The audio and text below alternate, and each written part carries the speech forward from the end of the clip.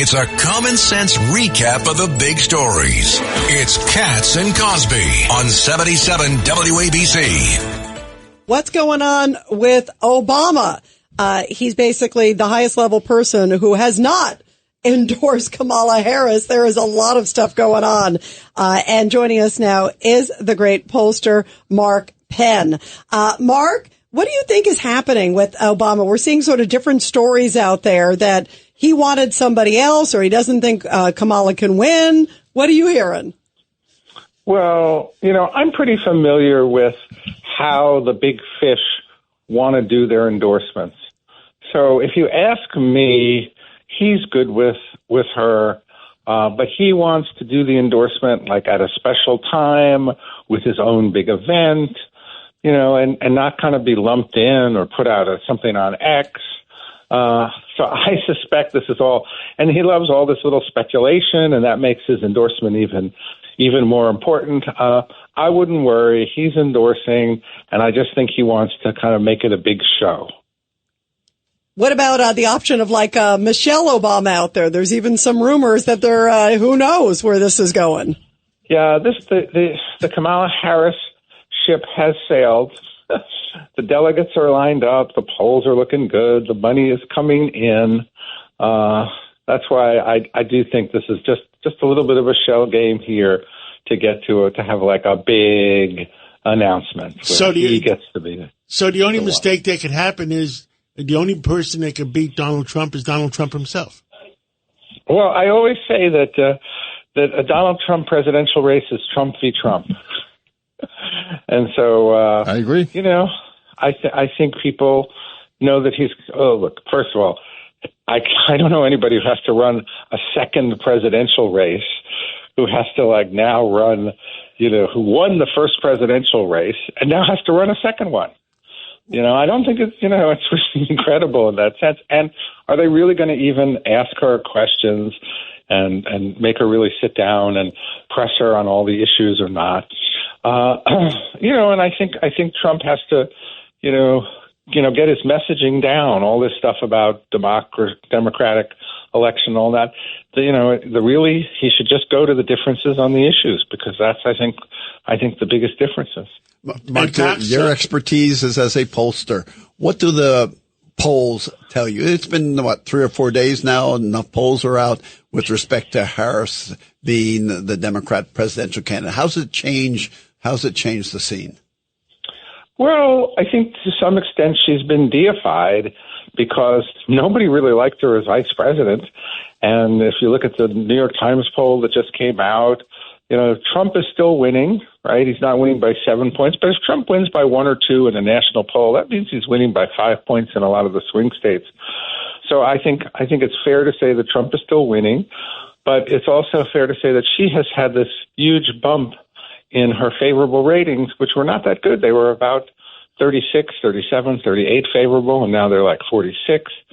And it's not that she did anything other than become the nominee. Mark Penn, what about when she picks a vice president? There was a report yesterday for her candidate that she may do it in the next week or two, because they want to try to clear the field. She has to obviously do it soon too, but they want to try to expedite it too. So then if it goes to to the convention, it's already sort of almost a done deal, a fait accompli. How important is that, and who do you think she should pick?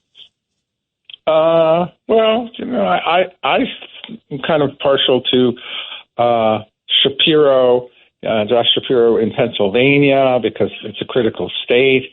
And also, I think that would kind of give her better credentials on Israel, because I think she made a huge mistake not going to the Netanyahu. But everyone says it's going to be the governor of Arizona, and that's what everybody's lined up. Remember all this talk about... You mean the senator, right? Mark yes, Kelly. That's right, the senator, yes. And so, but all this talk about the VPs, and in the end, it matters only if it's a disastrous choice. Although, what's interesting, Mark? I think in this case, if she goes for Mark Kelly, the senator there, I actually think it helps her in this case, because the border she is so weak on, being the border czar, even though the White House wants to pretend she wasn't. She is so vulnerable on the border, which she's, by all accounts, has been a disaster. he's been a little better on it, and he's a border state there in Arizona. Don't you think in this case maybe it does help her a little bit? I don't really think so. It's such a disaster on that issue. She's no excuse for having been, the border czar and now denying that she's the border czar. No, I don't think that will help out. Look, I think it's also unfair that Trump picked a vice president, which he might not have picked against Harris. He might have done better. Might have picked a Rubio or a Scott. I think she's going to do very well with the black vote. I think the question mark is the Latino vote. I think the Latino voters are very upset about the economy. 45% of them didn't like her, and that there's a real race for that, which is why I think Trump would have been better off with Rubio, but these voters are still up for grabs. Interesting. Ed Cox. So how about the young vote, the youth vote that Trump has picked up a lot of that? What happens to that now that there's a younger candidate?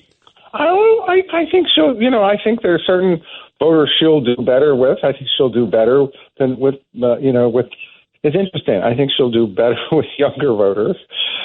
She will do worse with older voters. She'll do better with black voters. She'll do worse with, Midwestern working class voters. And she'll do very well with elite, progressive voters.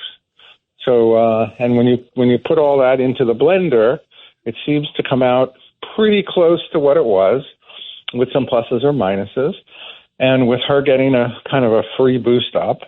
And Trump is going to have to figure out, how to run the second presidential campaign effectively, and which I don't think he's figured out yet. Did she get the black vote back? Because it looked like that Trump was getting most of it, or a lot of it. Yes, that would be my experience, but not necessarily the Latino vote. Tony Carbonetti?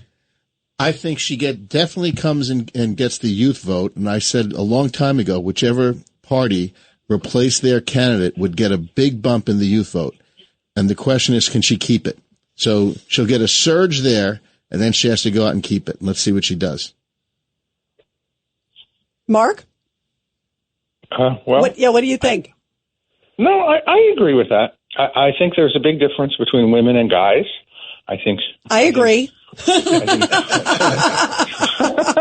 back to that abortion and the transgender thing I asked before. I agree. I think that Biden was doing better with women. She will do even better with women, but Trump was doing better with men, and so he may do a little bit better with men in this equation. Look, she certainly is to the left of Joe Biden. She's a California progressive. That's where her whole reputation is made. How do you think that plays in the whole picture? Well, I think that's her biggest vulnerability.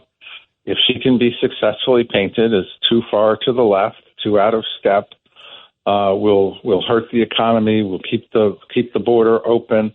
If he can successfully paint her on those issues, well, then her numbers will go down, and that's probably his best path to winning. But that's the most important distinction. And if she comes off as, look, I'm just here for national unity, for freedom. Don't ask me any questions. I won't answer them. Right. Let's not talk policy. Give me a free ride. Deify me in the press.